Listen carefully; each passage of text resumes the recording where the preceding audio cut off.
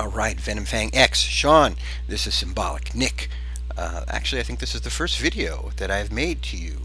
So let me take the opportunity to compliment you on your rhetorical skills. Very well honed.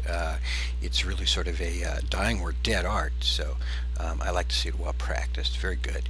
And I mean that sincerely.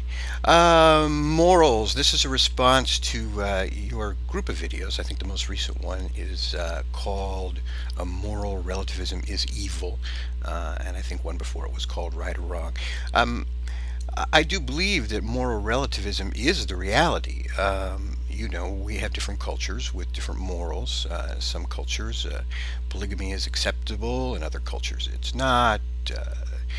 Certain forms of punishment are acceptable by various cultures that are not acceptable in other ones. Certain foods can be eaten, certain foods cannot. I mean, I think it is the reality.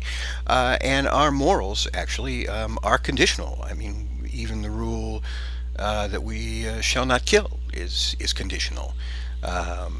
Under certain circumstances, it is permissible to kill if we're under attack, if we're protecting our families, if we're in war, which I'll return to. Basically, the ethics or morals, what have you, I prefer the term ethics, but they all come down to preserving the group that we believe we're in, that we identify with. And this is why when we are at war with another group, all those morals get thrown out the window because they're not part of our group. So we can kill and we can torture and we suspend everything. We rob. We break all the rules when we are at war with another group because our ethics are meant to maintain our particular group. And I think really the real hope for us as a species, for our survival, is that we expand our group identity to include everyone on the planet. At least that's the only hope I really ultimately see for us, given the powerfulness of our weapons nowadays. Evolutionarily, I'm satisfied with finding the root of ethics in the evolutionary theory. I think that's a satisfactory explanation as to, why there's a tendency for us to cooperate. It supports cooperation. It supports the survival of the group. We at some point, however, started adding layers of culture. So we are.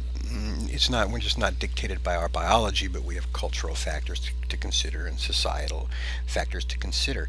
And truly, if we break certain of the moral or ethical laws which have been codified into civil laws, our society will take us out, man, and execute us or punish us or what have you. So we can see that these things are all geared towards the survival of the group, the cohesion of the group, the propagation of the group, and ultimately the propagation of the species, if you go back to sort of a more original level. Most of our laws aren't geared towards the propagation of the species. They talk about family, etc., etc., but it amounts to things. I think culture, as I say, is software. I think that under certain conditions we adapt our culture.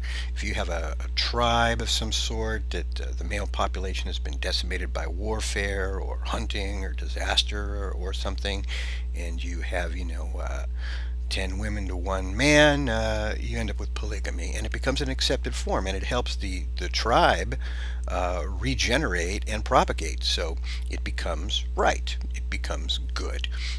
Of course, with us, we tend to fossilize our cultural forms, so this particular cultural artifact may actually end up existing longer than it is needed. Any cultural form can do that.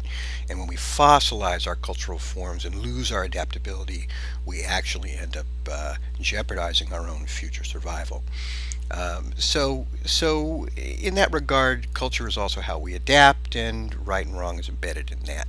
Now, as far as absolutes, well, our minds abstract things and and can conceptualize things into absolute. So I do believe moral relativism is a reality, a very understandable reality explained by evolution and culture and society and the cohesion of the group.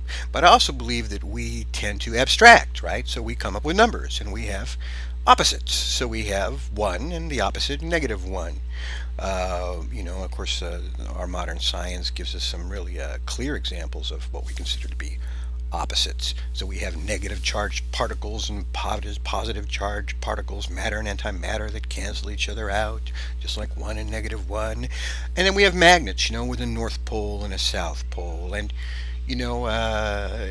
we abstract those, and so we could take what we consider to be a moral practice. My cat. A moral practice. I don't know if you can hear that. She's calling for attention.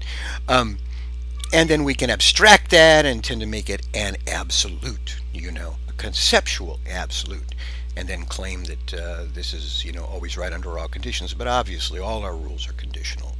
There are certain times under which we can kill. There are certain times when we can steal. It's acceptable to steal. If we're starving, we need to feed our families.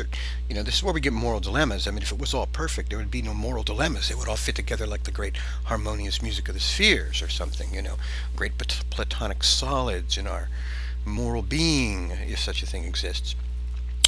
So, yes, we do abstract. Now, is there, if you were to subtract humanity out of the equation, would there still be some abstract, objective, moral framework for mankind that exists out there? I mean, some people believe that morality is embedded in the structure and nature of the universe. I don't, because I know that morality also differs from animals. Not that we could actually use the word morality, but they chase down certain prey, and it's okay to kill certain things and not okay to kill other things. And if they eat all their children, then they will not survive. But in any event, so I would say, summing up, that for the initial roots of ethics and morals, to me, the evolutionary theory is sufficient.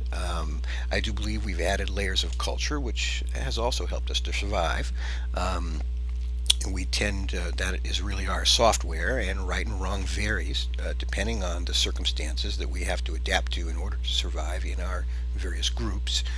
We all can also tend to fossilize those things through the power of our abstraction and actually make ourselves less adaptable and actually jeopardize the future survival of any of our particular groups. I think that we come up with abstractions and absolutes through that particular faculty of our mind, and when we do that, we tend to, we in a sense we sort of err. Though it's something natural that we do, we tend to abstract everything. But we can find examples of opposites, or complements in nature, like magnetism, North Pole, South Pole, numbers, obviously. But I do tend to think that this is the story, and I don't see any necessity to posit the existence of God who decrees objective absolute morals from the outside and then imposes them upon us, or expects our adherence to that, or our obedience to them. I just don't think it doesn't explain enough for me. It doesn't appeal to me, and not just a matter of appeal. I don't see the necessity to actually posit that. I think the other explanations are sufficient, though perhaps in combination a little bit more complex in that regard.